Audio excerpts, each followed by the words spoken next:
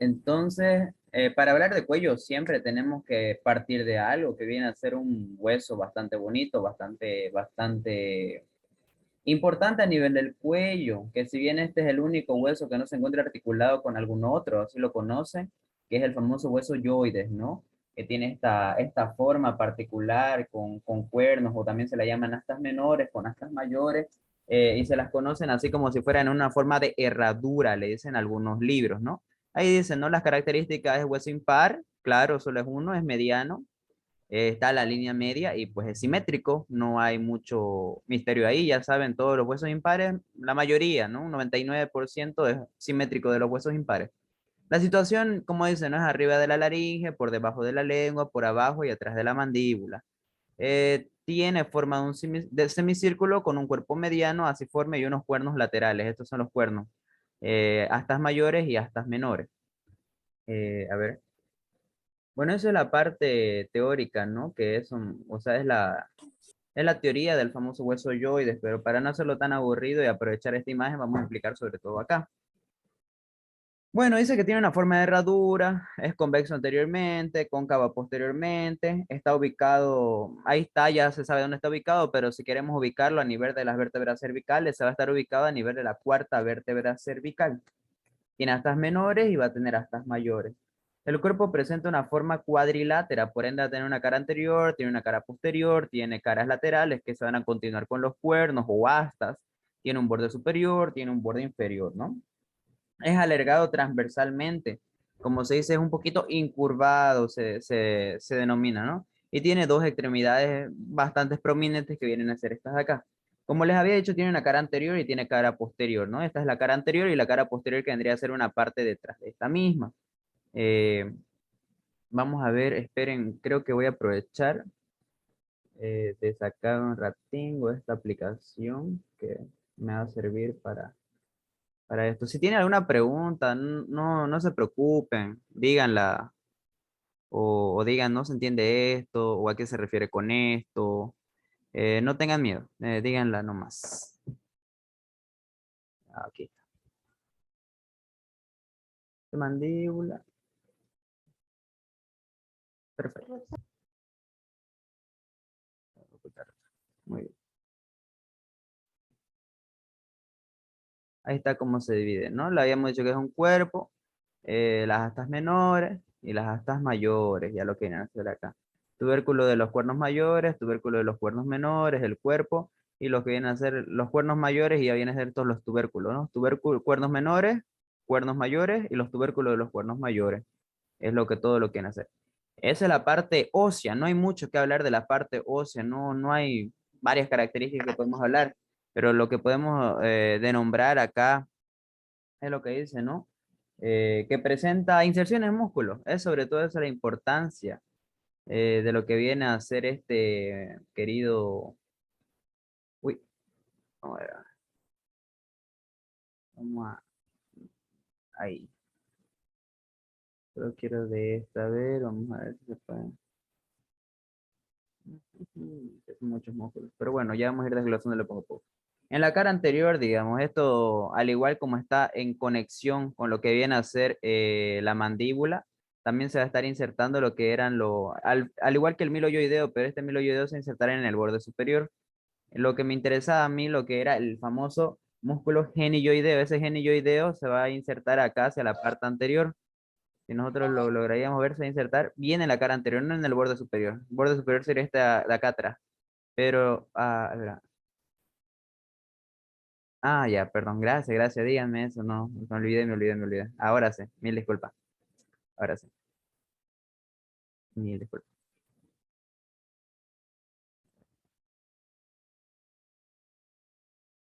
Ahí está.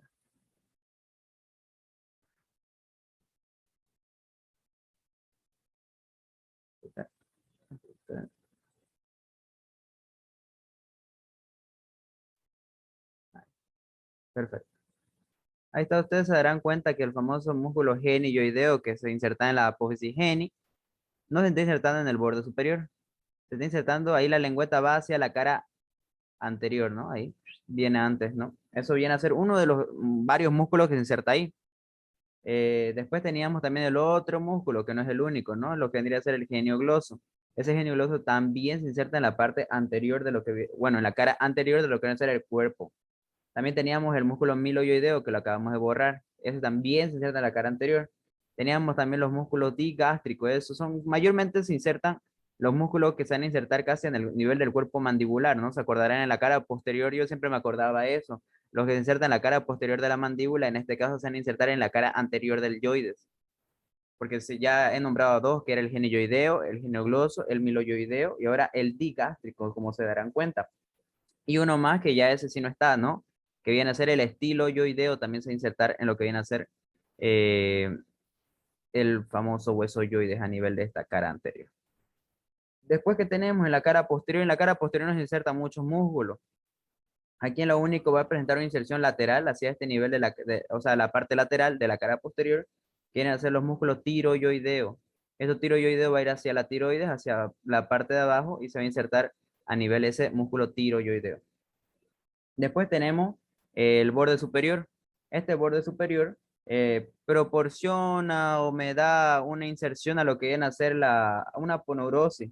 Pero esta aponeurosis se va a confundir más que todo, o bueno, un poquito se atrofia, así decirlo, se vuelve tan delgado que se convierte como en una membrana, que se llama la membrana tiroidea, que eso no es mucho lío, ¿no? Que va a estar del borde superior del yoides al cartílago, hacia la cara anterior del cartílago tiroides y va a venir en una forma de una membranita. Y después teníamos el famoso borde inferior, que en el borde inferior se va a insertar va a insertarse tres músculos infrayoideos. Son cuatro músculos infrayoideos, pero de esos cuatro solo se insertan tres a este nivel de este borde de acá. Se va a insertar el esternoyoideo, el homoyoideo y el tiroyoideo. Son esos tres que se insertan en el borde inferior. Y básicamente este hueso, como les había nombrado desde un principio, eh, se llega a tener solo netamente inserciones musculares e incluso algunos ligamentos que ahorita les voy a nombrar. Después ya tenemos hacia las caras laterales, o sea, ya en su parte lateral, se continúa con las astas mayores hasta llegar hacia el nivel del tubérculo mayor. Pero tenemos uno importante aquí, antes de llegar a las astas mayores, lo que viene a ser la asta o lo que era la asta menor del yoides. Esa asta menor del yoides tiene una importancia básica y muy importante a la vez, que era esta de acá. Aquí me dice el mismo copia. Ahí se viene a insertar el ligamento estiloyoideo. Es sobre todo lo importante que nosotros decimos, porque claro, el libro nos va a salir que presenta, que viene a ser de la parte un huesecillo y demás, que es la unión de la cara lateral con las astas mayor y se crea un tubérculo, miles de cosas más. Pero lo importante hay que saber ahí es que se inserta lo que viene a ser bueno, perdón, el ligamento estiloyoideo. Después a nivel de las astas mayores, en las astas mayores tienen muchas inserciones de igual manera, eh, pero lo importante en esto son lo que viene a ser el músculo, los músculos yoglosos, los músculos constrictores de la faringe, e incluso se llega a insertar algunos filetes del músculo estiloyoideo también de igual manera. Después, ¿qué tenemos? Y básicamente es eso, ¿no? Lo que nosotros vemos o encontramos lo que viene a ser el yoides, ¿no? Pero ahora sí es lo que más les interesa o bueno, lo que era lo primordial de esta clase o el repasito, ¿no? Ahí está, si quieren le pueden sacar una pequeña fotico, que es la parte de, esto es todo lo que he hablado, ¿no? Pero es la parte más teórica, estilo yoides. Ahora, para saber, pues, saber cómo distinguir o cómo dividir estos músculos, pues yo tengo primero que clasificar los músculos del cuello, son esas las clasificaciones, ¿no? La voy a ir rápido porque si no nos vamos a tardar para explicar los triángulos de una vez. Claro, exacto, es eso, ¿no? Así exactamente, bueno, es por la división que yo la he estudiado y la que siempre explico, ¿no? Se divide en músculos de la región lateral, se divide en músculos de la región del hueso yoides y se divide en músculos de la región prevertebral, que son casi los de la región posterior sobre todo. Entre esto, por ejemplo, en la región lateral, uno de los más importantes pues era el esternocleidomastoideo, perdón, el esternocleidomastoideo. Después viene el escaleno anterior, el escaleno medio, que aquí me faltó colocarlo, el escaleno posterior, los rectos laterales y el músculo cutáneo del cuello, que es el platisma mioides, ¿no? Que en algunos libros pues lo añaden a nivel de los músculos del cuello. Como ustedes sabrán, otros lo saben añadir a los músculos de la mímica facial. Estos pues tienen una cierta importancia, escaleno medio, escaleno anterior. ¿Por qué? Porque sobre todo entre estos escalenos, le voy a decir directamente los datos importantes, ¿no? Porque la inserción nos vamos a tardar otra hora hablando de cada inserción de cada músculo, ¿no? Por ejemplo, entre el escaleno anterior y escaleno medio y escaleno posterior vamos a encontrar ciertas estructuras bastante importantes. En el escaleno anterior con el escaleno medio se denominan hiatos interescalénicos, es por donde pasa, por ejemplo, el plexo braquial, los troncos primarios del plexo braquial. Después ya entre el escaleno medio y entre el escaleno posterior ya van a ir pasando lo que viene a ser el nervio serrato mayor, que es un nervio torácico largo, también llamado. Y también entre el anterior y el medio también pasa la arteria subclavia, que bueno, pasa de axilar llamarse a subclavia en ese momento. Después tenemos los rectos laterales y demás. También otra cosa, por ejemplo, importante era que teníamos el tubérculo de Littfranc a nivel de la primera costilla, donde se inserta, era un punto de inserción del escaleno anterior. Son esas cositas pequeñitas que nosotros tenemos que saber. Pero ahora sí, ¿no? Esto es lo que más nos interesa, lo que viene a ser región del hueso yoides, o sea, ¿qué músculos componen estas regiones? Esta región pues está compuesto de músculos infrayoideos y músculos suprayoideos. Los músculos infrayoideos, como ustedes lo habíamos hablado, pues son porque están ubicados debajo del yoides.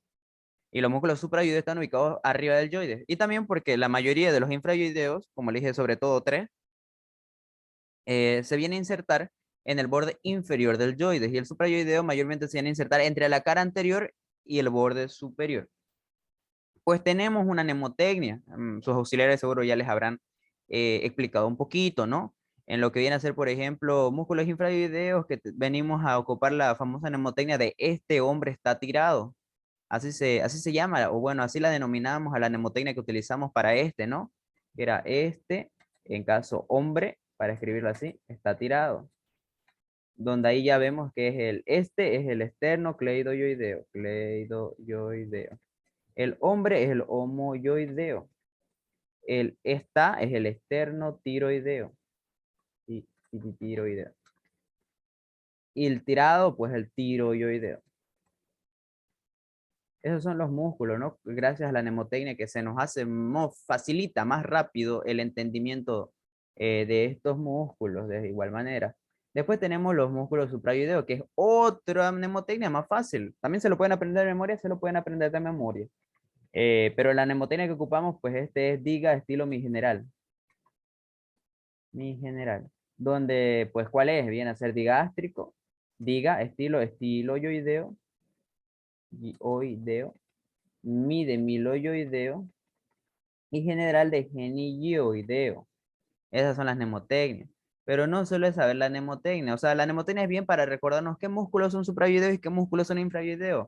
Así también aparecen preguntas en nuestro examen. Sí, lo aparece también preguntas en nuestro examen. Diga, ¿cuáles son los músculos supra o infrayoideos? O uno de estos no es músculo supra o infrayoideo, si es con inciso. Eh, pero ahí está una mnemotecnia bastante fácil. Pero hay otra cosita más que debemos saber, ¿no? Aparte de esto, es saber cuáles superficiales y cuáles son profundos. Este lo voy a borrar. Entre los músculos infrayoideos, por ejemplo, entre los músculos infrayoideos tenemos superficiales que justamente vienen a estar en este orden. Por eso también siempre es bueno escribirle en ese orden y gracias a la famosa mnemotecnia, pues sabemos, ¿no? ¿Alguna pregunta? Sí. ¿Están? ¿Yarisa? ¿Por si acaso? Ah, sí, disculpa. Los músculos hipogloso y eugloso, ¿en qué región pertenecería? Esos músculos estaría entre la región, digamos, del cuello o la región de lo que viene a ser de cavidad bucal, o sea, en la cara. Pero exactamente dónde la clasificamos a esos músculos lo clasificamos como músculos de la cavidad bucal, músculos de la lengua. Ahí lo clasificamos, en esa clasificación de músculos de la lengua, que son varios, ahí entran esos músculos. Porque uno de esos músculos pues viene a ser el miloyoideo, que viene a ser el músculo del piso de la lengua. Ahí los metemos a esos músculos. Ah, ya, gracias. Sí. De nada, Yarisa.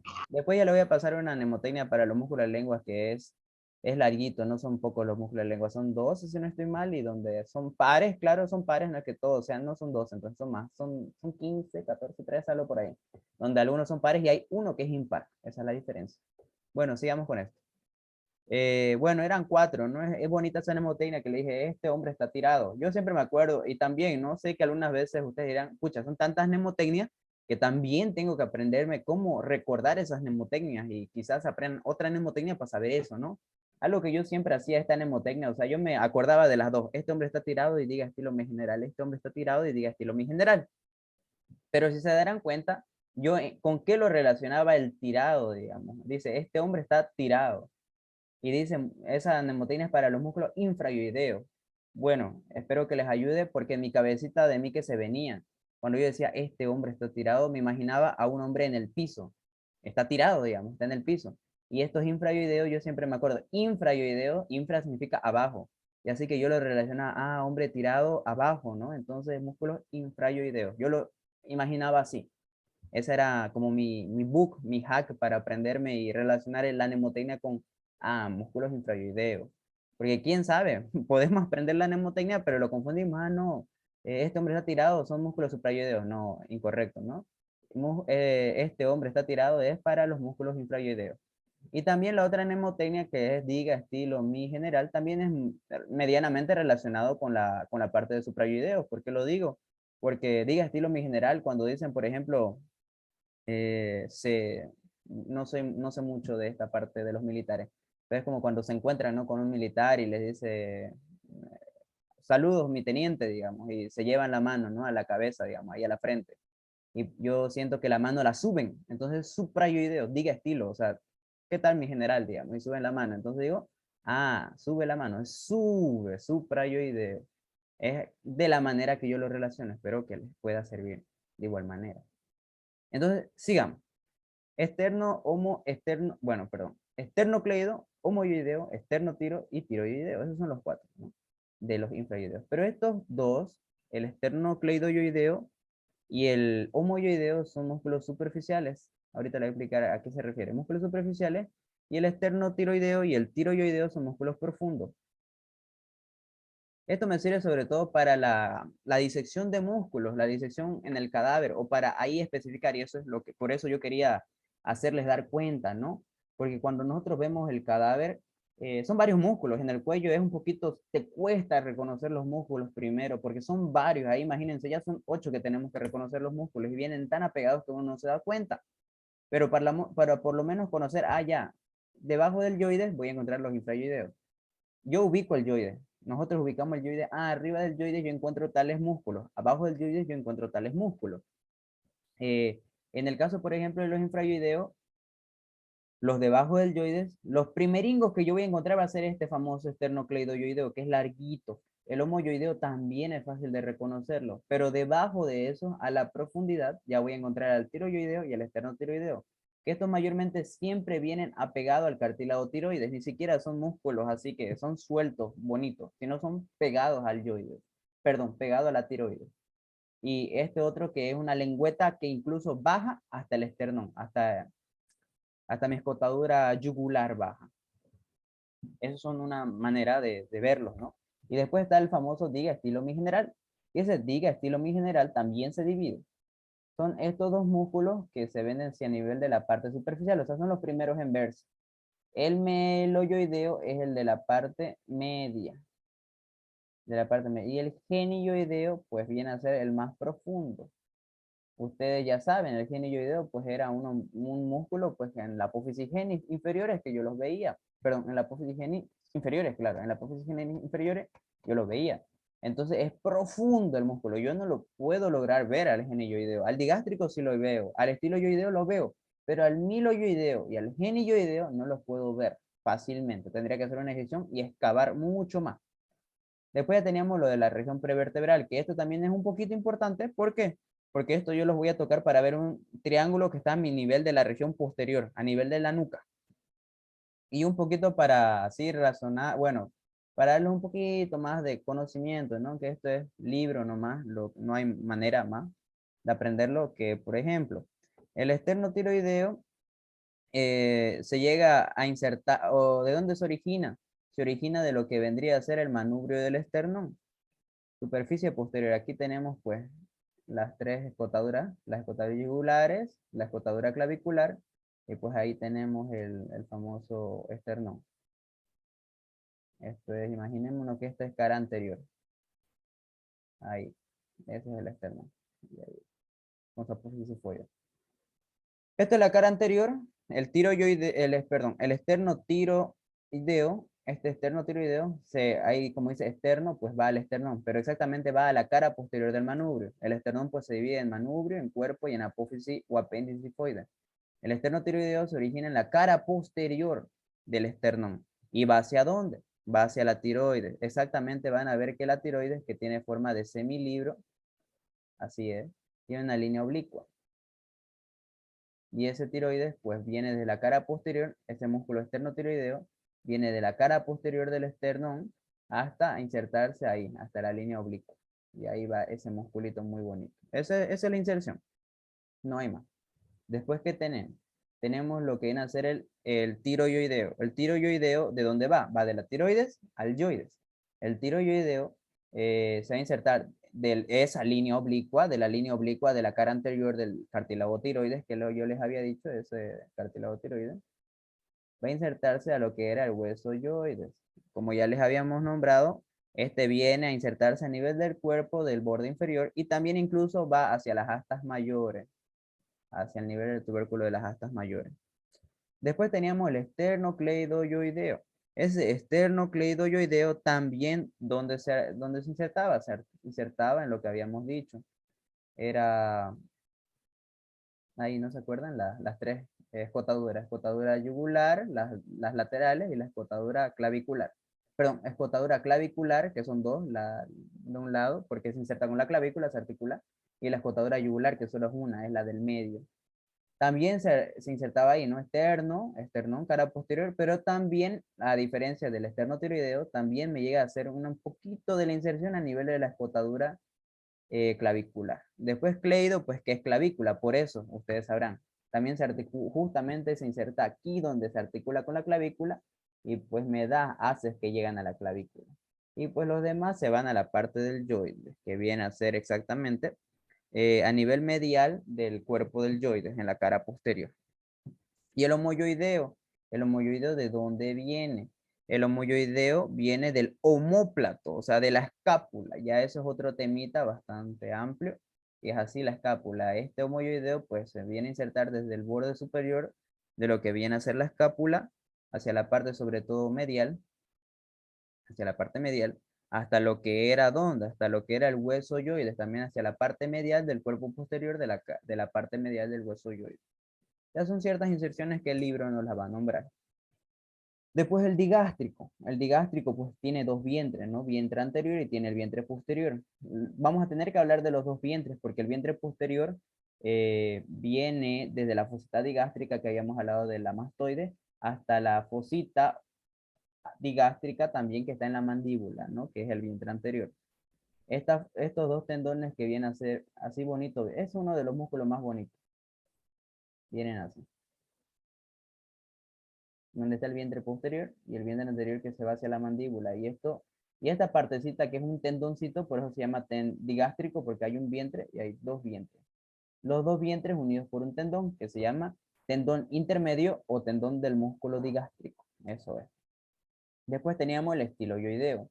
El estiloyoideo pues insertaba de la apófisis estiloides, donde era el ramillete riolano, y se va a insertar hacia el cuerpo del yoides, pero hacia las zonas laterales del cuerpo del yoides, donde ya se están yendo con las astas mayores. Después teníamos el miloyoideo, que ya ustedes saben, por mandíbula en la cara posterior, pues tenemos la línea miloyoidea. Ahí es donde se inserta el músculo miloyoideo. Y también, pues esto se inserta a nivel de la cara anterior del cuerpo del hueso yoides. Y después teníamos el genilloideo. El genilloideo también se inserta en la cara anterior del hueso yoides, pero este viene desde arriba, ¿no? Desde la apófisis genis inferiores de lo que era en la cara posterior de la mandíbula. Eso es lo que viene a ser. Después ya en inervación, ¿qué podemos hablar en inervación? En la inervación, pues todos estos vienen a estar inervados por lo que viene a ser, sobre los infrayoideos, todos están inervados por el asa del hipogloso, excepto el tiroyoideo. El tiroyoideo tiene directamente inervación de lo que es el nervio hipogloso. Eso es muy importante, hasta incluso en exámenes saben preguntar. Estos tres músculos de acá están inervados motoramente, o sea, con inervación motora, por el asa del hipogloso. Ya van a entrar a plexo cervical y me van a entender mejor. El plexo cervical pues tiene varias ramitas, donde hay una descendente del hipogloso, una rama descendente del hipogloso se llama, que se va a anastomosar con la rama descendente del plexo cervical. Y así me forma el asa del hipogloso. Son una que viene así, un nervio de acá, del plexo cervical, y otro que viene del nervio hipogloso mayor. Se unen y me forman el asa del hipogloso. Y esa asa del hipogloso me inerva estos tres músculos. Pero hay uno que viene del nervio hipogloso, imaginémonos que este es nervio hipogloso solito. Hay una raminga que viene directo aquí al tiroideo. No tiene otra inervación por el otro. Que es contrario a lo que eran los suprayoideos. Los suprayoideos son un poquito más rebeldes. ¿Por qué digo que son rebeldes? Porque estos tienen una inervación muy distinta. El nervio digástrico, por ejemplo, tiene un vientre posterior y tiene un vientre anterior.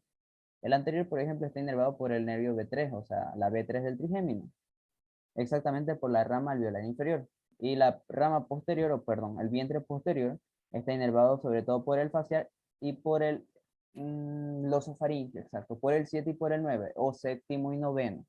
El estilo yoideo está también inervado por lo que viene a ser el facial, nervio facial. El miloyoideo está inervado por lo que viene a ser la rama B3 del trigémino. El miloyoideo es la rama B3 del trigémino.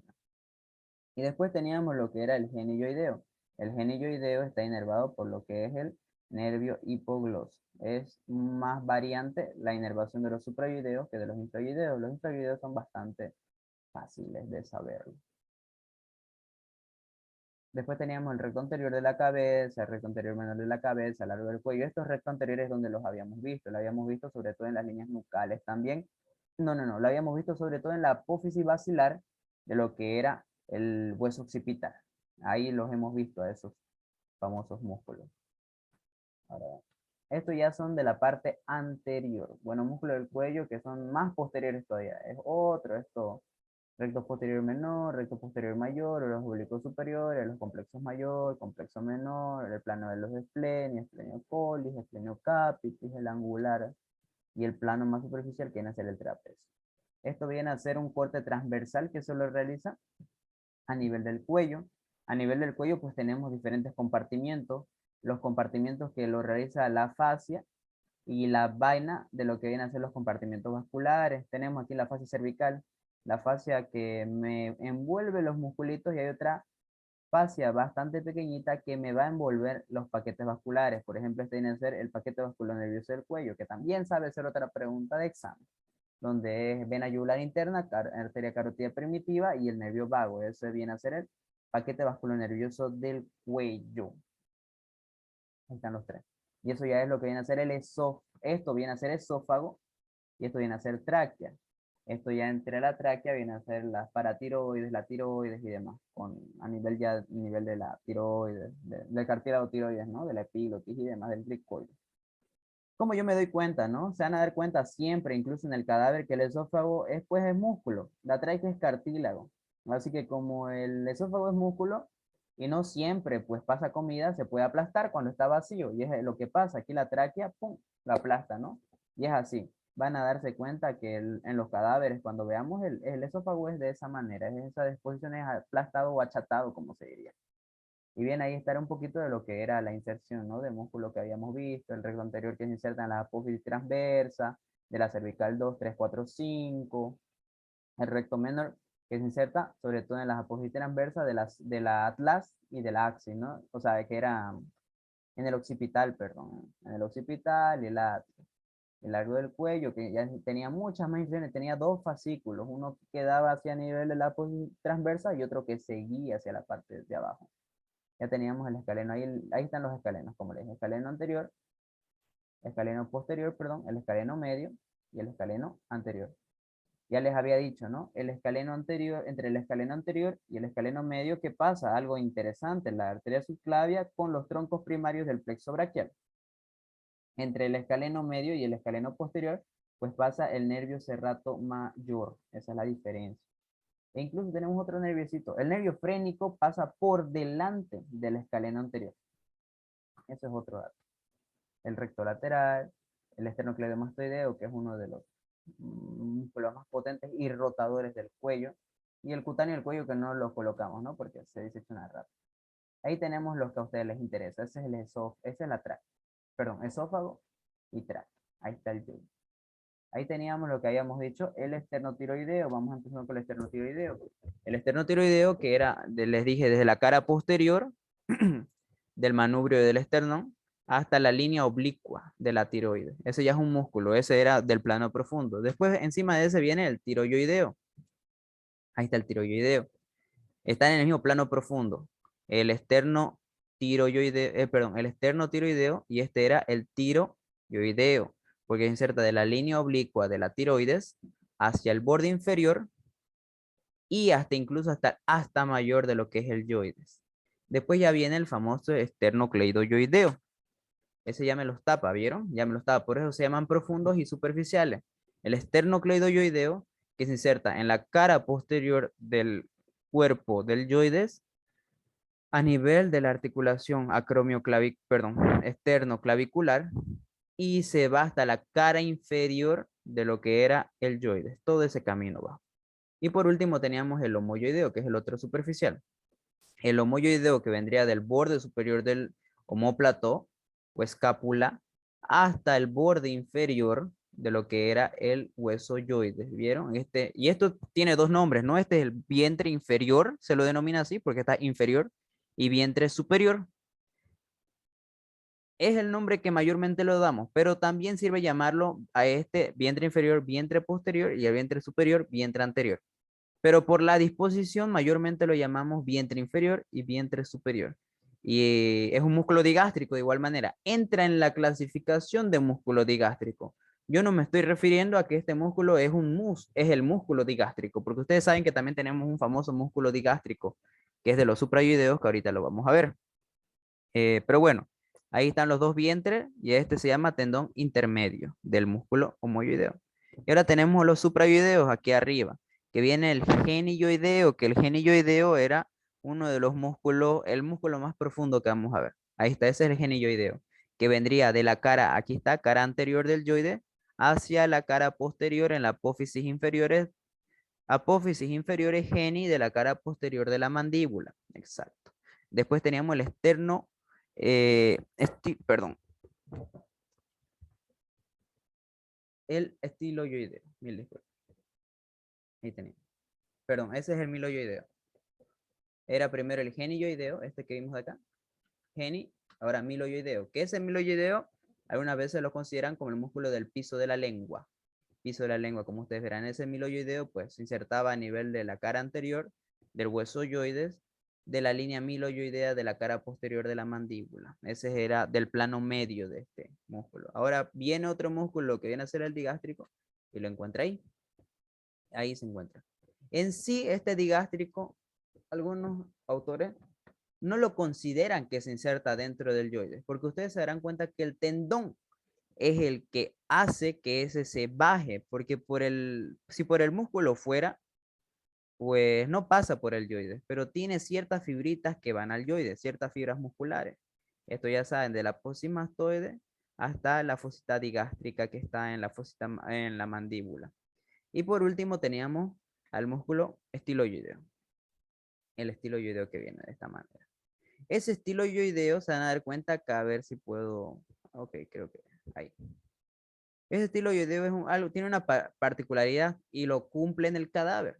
Este estiloideo van a darse cuenta que justamente al insertarse a la cara anterior y junto con el ligamento, por eso es un poquito va hacia el asta menor, se van a dar cuenta que se abre, termina en dos ojales, termina en dos patitas. Se darán cuenta que hay una patita y hay otra patita.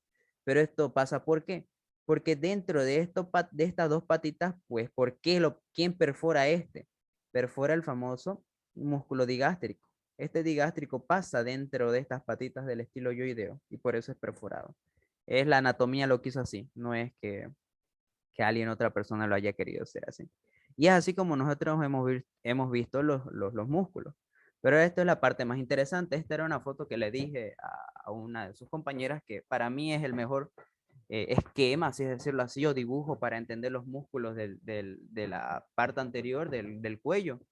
porque todos estos músculos pues me llegan a dividir. Aquí tenemos el trapecio, el esternocleidomastoideo, la línea media imaginaria, el homoyoideo, el músculo digástrico.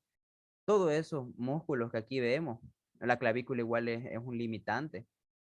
Son los músculos pues que me ayudan para dividir los diferentes triángulos de la parte anterior. Son esos músculos. Vamos a empezar. Yo lo divido de esta manera, miren, los triángulos del cuello. No he visto algún libro que hable exactamente sobre triángulos. Sí, te nombrará uno, dos, tres, pero no te habla así como un sector de triángulo.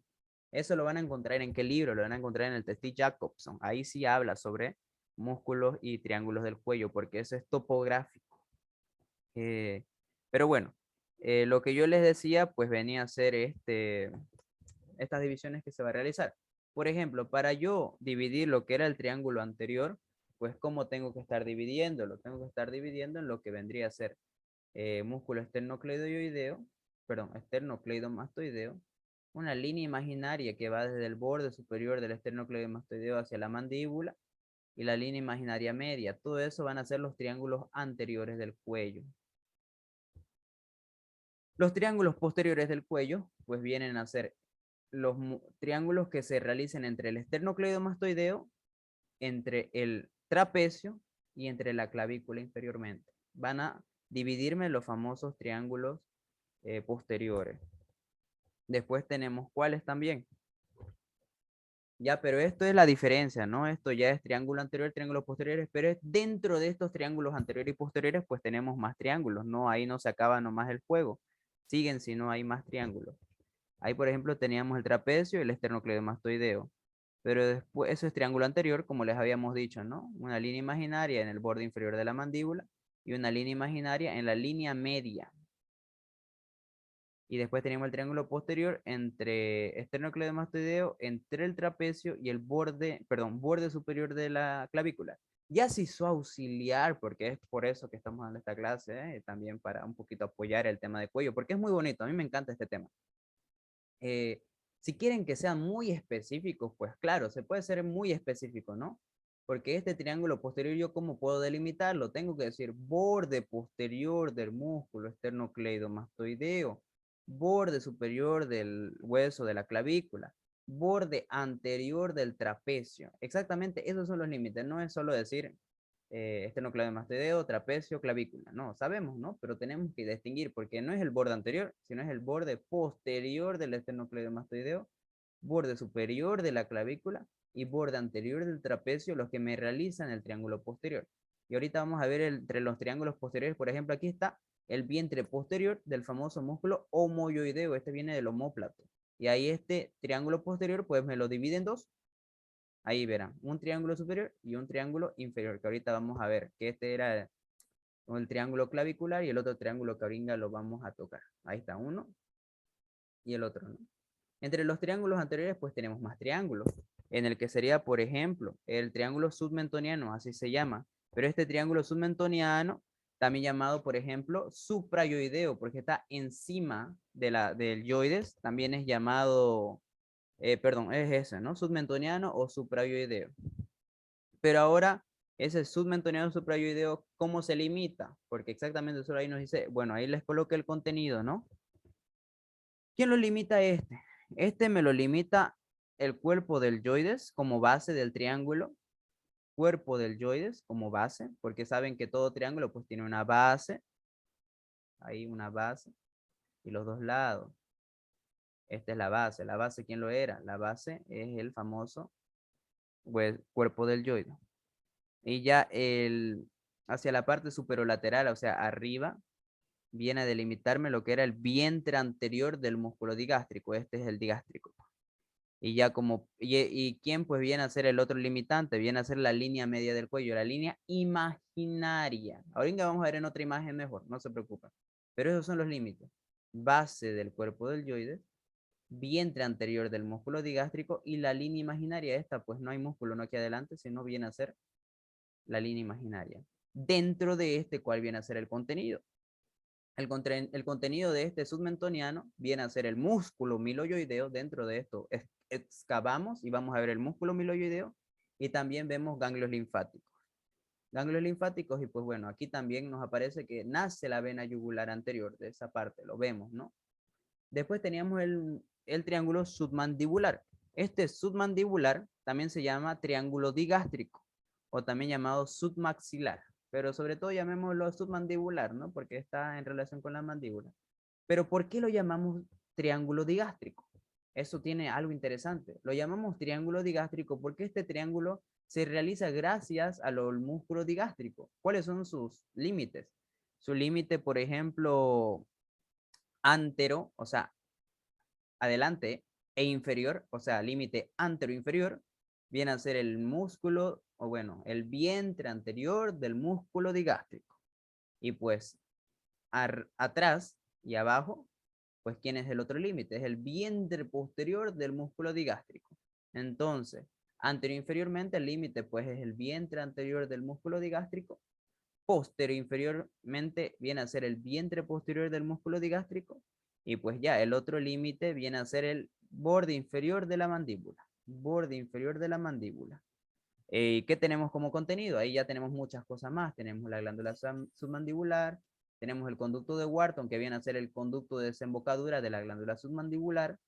Ahí vamos a observar la arteria y vena facial, vamos a observar la vena lingual que desemboca en la vena facial, y también vamos a observar lo que viene a ser el hipogloso mayor o nervio hipogloso. Vemos mucho contenido más. También, ¿qué otro contenido más vemos? Eso es lo importante, ¿no? Pero para que sepan, también nosotros, por ejemplo, vemos lo que viene a ser el músculo miloioideo, el músculo miogloso, el músculo constrictor medio de la faringe. Ahí ya habíamos nombrado la glándula submandibular, vemos la arteria facial, vemos la vena facial, vemos la glándula parótida, y profunda, pero profundamente, vemos la yugular interna, vemos la carótida interna e incluso sabemos ver al nervio vago, pero profundamente. Lo más superficial, pues es esto lo que vemos, lo que podemos distinguir. Glándula submandibular, conducto de Wharton, arteria y vena facial, la vena lingual y el nervio hipogloso. Es lo que vemos más superficialmente. Eso es un triángulo. Vamos al segundo triángulo. El segundo triángulo viene a ser ya el triángulo carotidio o carotidio, no tiene otro nombre. El triángulo carotidio, pues cómo se viene a estar dividiendo este triángulo carotidio. Este triángulo carotidio, pues, ¿cuál es el límite superior? El límite superior viene a ser el vientre anterior del músculo digástrico. Hacia la parte inferior viene a ser el vientre anterior del músculo omoyoideo. Este es el vientre anterior. Aquí se acordarán, si borramos este triángulo, aquí está el vientre posterior. Vientre anterior o vientre superior del músculo omoyoideo por debajo. Superiormente está el vientre posterior del músculo digástrico. Y por detrás, ¿quién se va a encontrar? Se va a encontrar el borde anterior del músculo esternocleidomastoideo. Exacto. ¿Y a qué encontramos acá? ¿Por qué creen que se va a llamar triángulo carotidio? Se va a llamar triángulo carotidio porque justamente ahí se encuentra la bifurcación de la carótida. Por eso aquí dice carótida interna y carótida externa. Y si encontramos la carótida, ¿qué vamos a encontrar? Vamos a encontrar el paquete vasculonervioso del cuello. O sea, ¿cuál era la carótida primitiva? Ya sea derecha o ya sea izquierda. Vamos a encontrar el nervio vago, por eso está aquí el 12, y vamos a encontrar la vena yugular interna. Y también ahí encontramos al nervio hipogloso. Y justamente en esa ubicación del triángulo carotidio vamos a encontrar la asa cervical del nervio hipogloso. Después tenemos el triángulo muscular, que viene a ser este de acá abajo.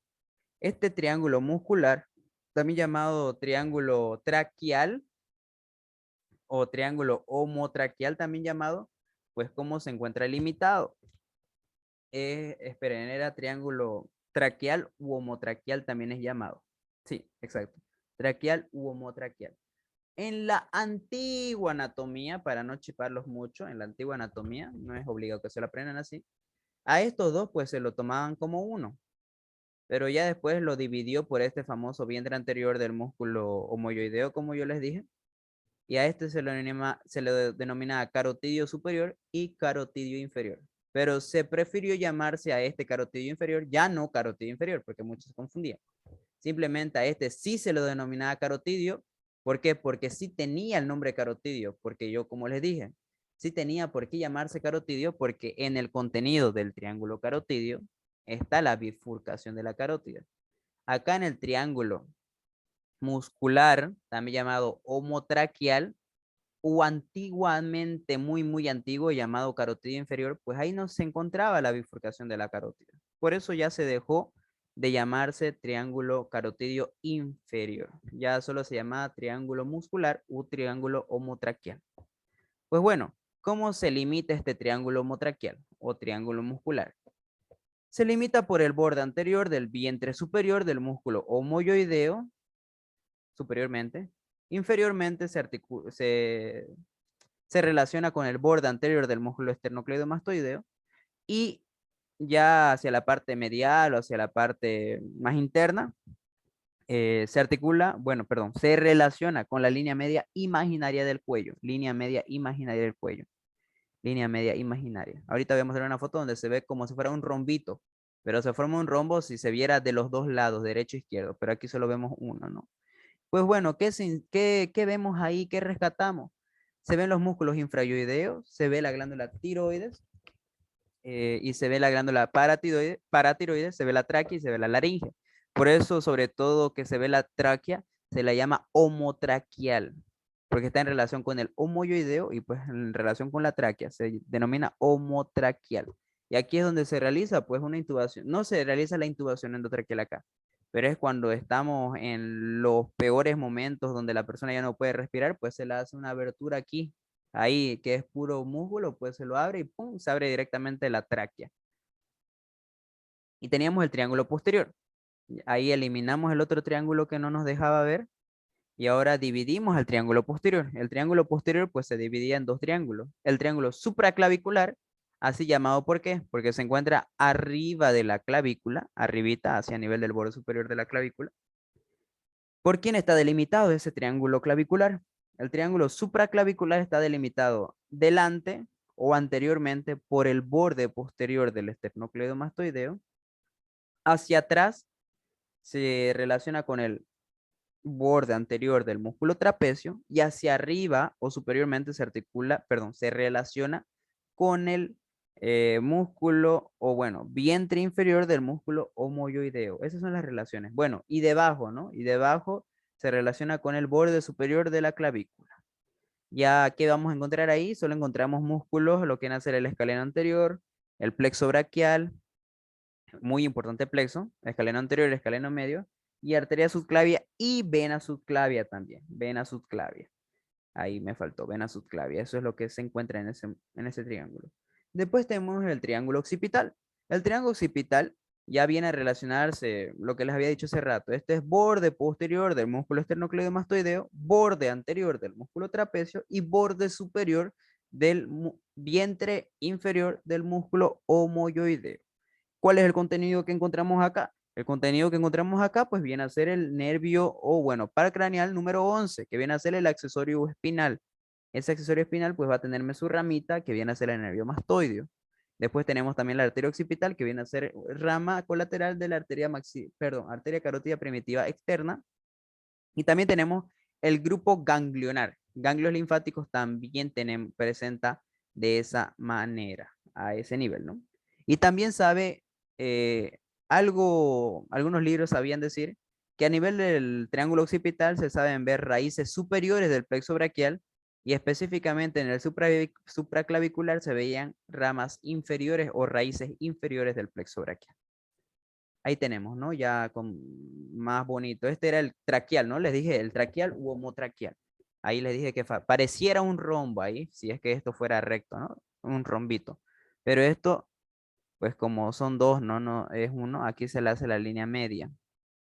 Muy chueca, ¿no? Pero bueno, sirve.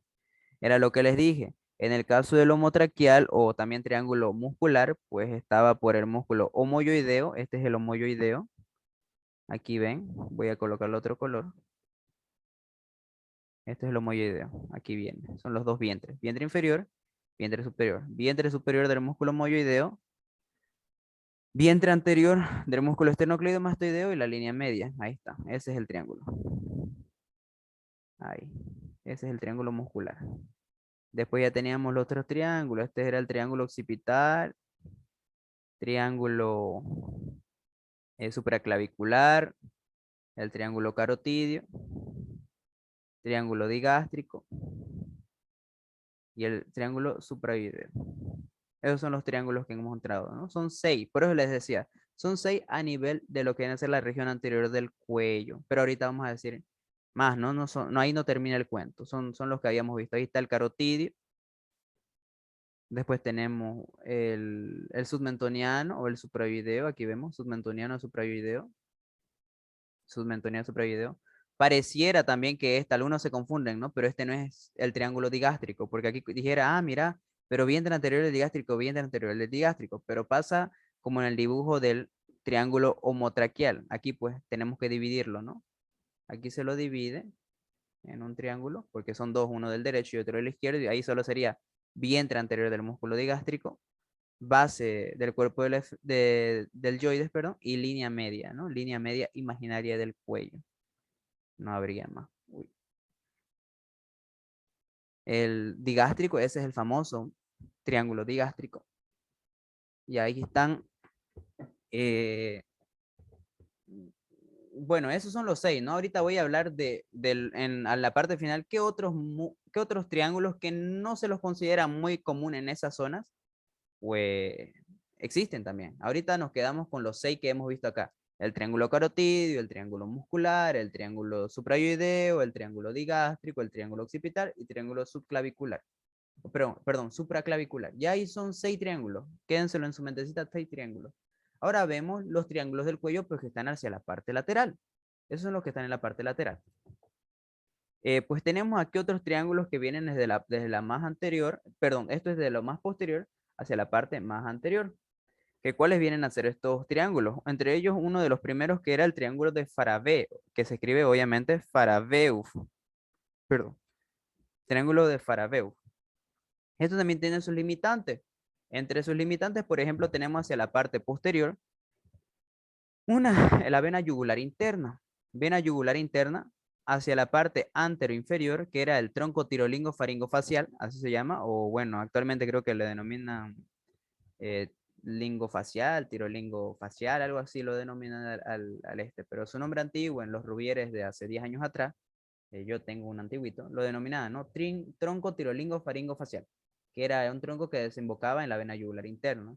La vena yugular interna por posterior, tronco tirolingo faringofacial, posterior, perdón, anterior, y por arriba o superiormente estaba cabalgando el nervio hipogloso. El contenido es importante porque era la bifurcación de la carotida primitiva. Ahí está. Esto era carotida interna y esto era carotida externa. Excelente. Esas eran las dos que encontrábamos nosotros, ¿no? No, perdón, esta era carotida externa y esto era carotida interna. Perdón, carotida interna y carotida externa. Sí. Sí. Esa era la bifurcación. Ese es el triángulo de Faraveo. Esto era una mnemotecnia que yo lo hacía, ¿no? Por si acaso si le decía favor, por favor, digamos, por favor, ve con B grande y pide. Porque yo decía, por favor, ve y pide. Esto desde posterior, por eso decía por, de posterior a anterior. ¿Por qué? Porque los triángulos van desde más atrás hacia la más adelante. Ahorita me van a entender. Hay una imagen muy bonita. Pero exactamente va en ese orden. Es Farabeuf. El primer triángulo más posterior es el Farabeuf. El triángulo de Beklar y el triángulo de Pirogov. Esos son los triángulos. Ya vimos el de Farabeuf. Ahora vemos el triángulo de Beklar. El triángulo de Beklar, ahorita vamos a verlo acá. Ahí está. El triángulo de Beklar, pues viene a ser la base de este triángulo por el borde inferior del hueso yoides, aquí está, o bueno, sería en todo caso el borde superior de la asta mayor, o si quieren acá, ¿no? Borde inferior del hueso yoides. Este músculo giogloso que viene a ser este de acá, borde posterior del giogloso, y el vientre posterior del músculo digástrico. No tiene semejanza tan grande a lo que viene a ser ¿cómo decirle? Eh, un triángulo, ¿no? Pero así se lo asemeja, pues viene a ser de acá atrás, así viene. Uy, no se nota mucho, ahora sí. Un ratingo, vamos a borrar esto. Ahora sí. Uy, uy.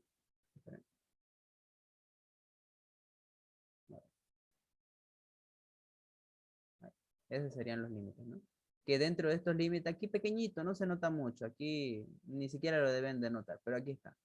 Aquí está esta cosita que viene a ser la arteria lingual, que viene aquí si se nota más, y el nervio hipogloso, este que cabalga. Esos son dos del contenido del triángulo de Beklar, así se llama, Beklar. Así es ese triángulo.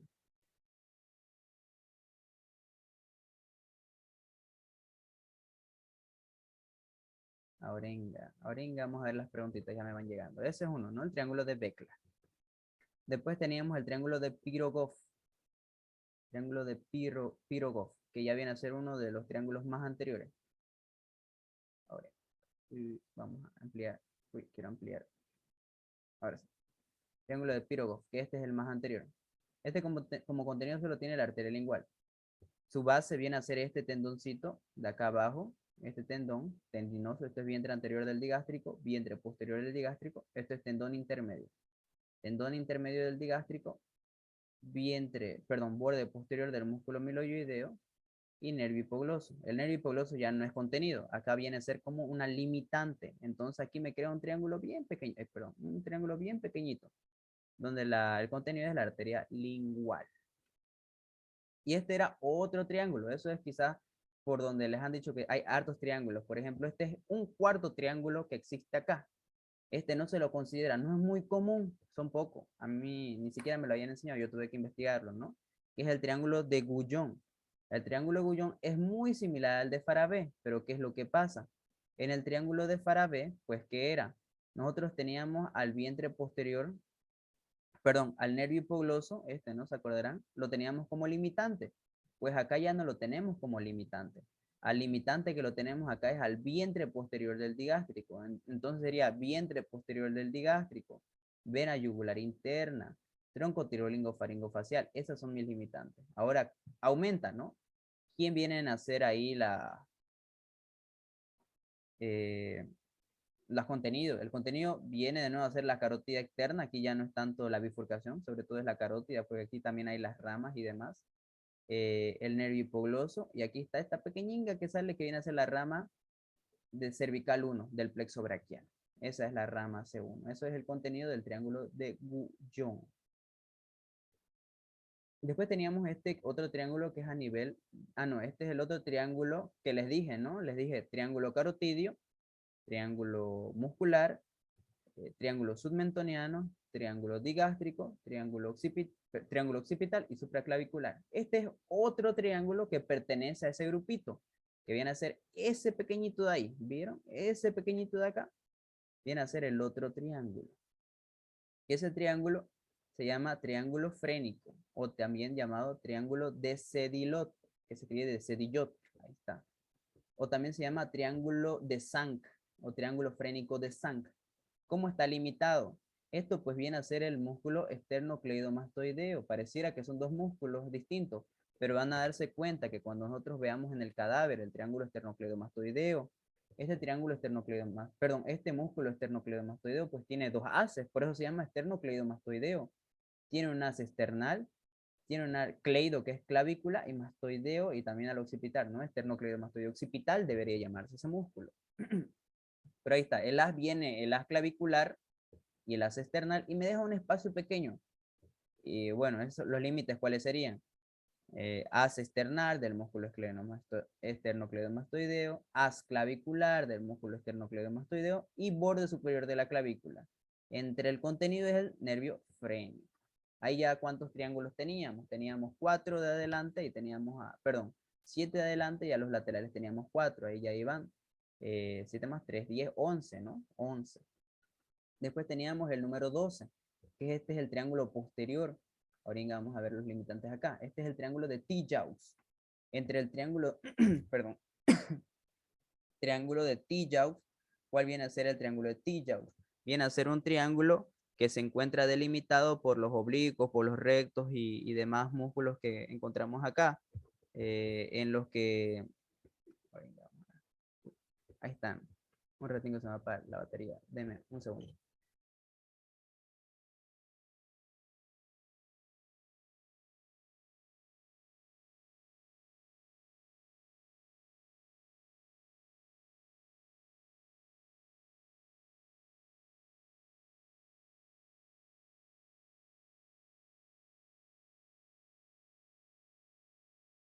Ahora sí, mil disculpas. Sí.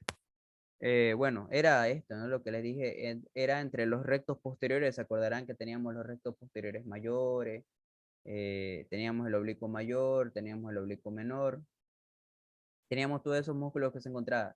Y entre estos músculos, pues se encuentra lo que viene a ser la arteria vertebral, acompañada de la vena vertebral, pero sobre todo se ve la arteria.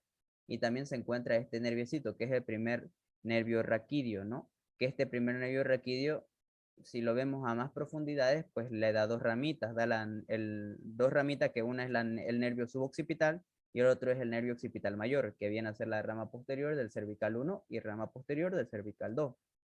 Pero en otros libros lo denominan a este nerviosito número 1 raquídeo, lo saben denominar nervio vertebral, N, de nervio, vertebral, de B, de Francois-Frank, pero esos son los literarios antiguos, ¿no? Pero sobre todo eso, sepan que este es el triángulo de T-Jaux, y si no lo encuentran como T-Jaux, lo van a encontrar como triángulo suboccipital, porque está debajo del occipital, suboccipital de Arnold, así lo van a encontrar a ese triángulo. Después tenemos este otro triángulo, pero que ni es triángulo, este es cuadrilátero. Este es un cuadrilátero creado desde el borde anterior del músculo esternocleidomastoideo, borde inferior de la mandíbula, y unas líneas paralelas que pasan entre estos dos, una línea paralela que pasa entre el borde anterior del esternocleidomastoideo y de lo que viene a ser la mandíbula. Y se llama el cuadrilátero de Fogliolini. Algunos autores lo llaman Pogliolini, pero bueno, yo lo encontré como Fogliolini. Cuadrilátero de Fogliolini. Por aquí, ¿quién pasa? Pasa el nervio de Jaffe, que es el ramo mentoniano, ahí dice, ¿no? Ramo mentoniano marginal de la rama cervicofacial del séptimo par craneal. ¿Qué es lo importante de este? Lo importante de este cuadrilátero de Fogliolini, que cuando hay una parálisis de este, pues hay una parálisis sobre todo a nivel de los músculos mandibulares. No estoy diciendo de los masticadores, sino a nivel del borde, perdón, de la borla del mentón, del triángulo de los labios, del cuadrado del mentón. O sea, parece como si hay una parálisis de esto, todos tus músculos pues no van a dejar que tu boca hable bien, porque todos estos músculos son depresores, entonces no van a dejar que abra bien la hendidura bucal, ¿no? En todo caso, de eso vendría a ser lo malo. Bueno, esto ya es otra cosa. Bueno, ahora sí leo sus preguntitas por acá.